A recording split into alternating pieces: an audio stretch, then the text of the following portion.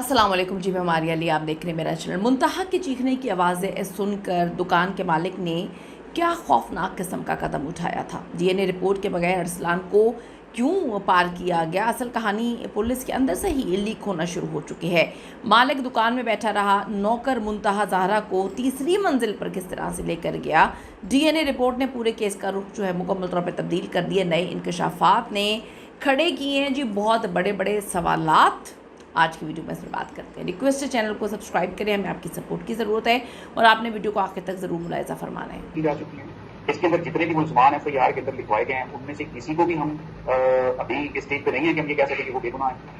मासूम मुंतहा ज़हरा के चचा ने मीडिया पे आकर एक इंतहाई खौफनाक बल्कि सनसनीखेज़ इल्ज़ाम आयद कर दिया कि उनका जो मानना है कि पुलिस मुकाबले में जिस मुलजिम को मारा गया है, कहानी सिर्फ उस तक महदूद नहीं थी। सिर्फ अकेला वही मुलजिम नहीं था, अकेला वही नहीं था जिसने मुंतहा के साथ कुछ किया। चचा का दावा है असल और बड़े मुलजिमान को पर्दे के पीछे छुपाने की कोशिश की जा रही है, उन्हें बचाया जा रहा है।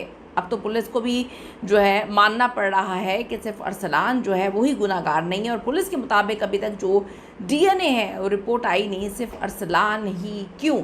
बड़ी अजीब सी बात है, तो बड़ा आम सा केस है। ये जो दुकानदार है तो आम सा ही बनता है ना, मतलब ये कोई हाई प्रोफाइल केस नहीं है। अब आप सोच लें इन सारे मामलात के बाद कि एक दुकानदार को बचाने के लिए इतना कुछ किया जा रहा है, तो अगर हम इस मुल्क के हाई प्रोफाइल केसेस की बात करें जहाँ पे बड़े बड़े अमीर कबीर लोग इन्वॉल्व हो जाते हैं तो फिर क्या हाल होता होगा। दुख का मकाम है, यकीन करें दिल खून के आंसू रो रहा है कि अभी एक दुकानदार क्या होगा, उसके पास कितनी उसकी सिफारिश होगी, कितना उसके पास पैसा होगा, कितना पैसा उसने लगा दिया होगा, उसको बचाने के लिए इतना कुछ किया जा रहा है। अब आप ये देखें कि आखिर वो कौन लोग हैं जिनका नाम छुपाया जा रहा है। क्या इस ज़िंदगी में अरसलान अकेला नहीं था, बल्कि कोई बहुत बड़ा नेटवर्क या कोई बाअसर लोग शामिल थे। अब जो पुलिस तफ्तीश और पोस्टमार्टम रिपोर्ट में ये साबित हो चुका है कि मासूम बच्ची को पहले ऊपर लेकर जो है जाकर उन्होंने बंद कर दिया था, फिर उस पर तशद्दुद करना शुरू किया, उसको मारा पीटा।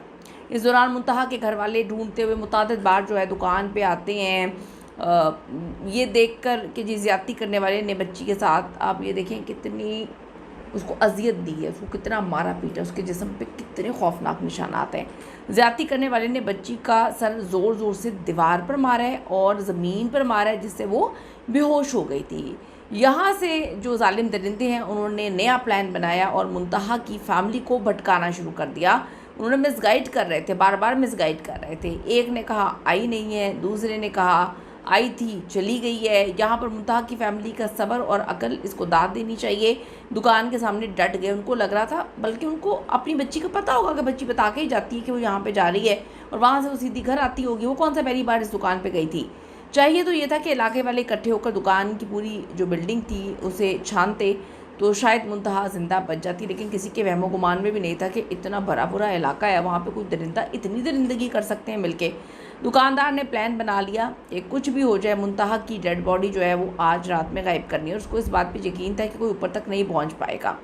इन्होंने फ़ौरन बच्ची का गला काट कर कमरे का ताला लगाया, अरसलान को चाबी देकर गायब कर दिया। अब फैमिली ढूंढ रही है, वो स्टोर नुमा कमरे तक भी पहुंची लेकिन आगे से लॉक था, तो यही सोचा कि लॉक के अंदर क्या करेगी बच्ची।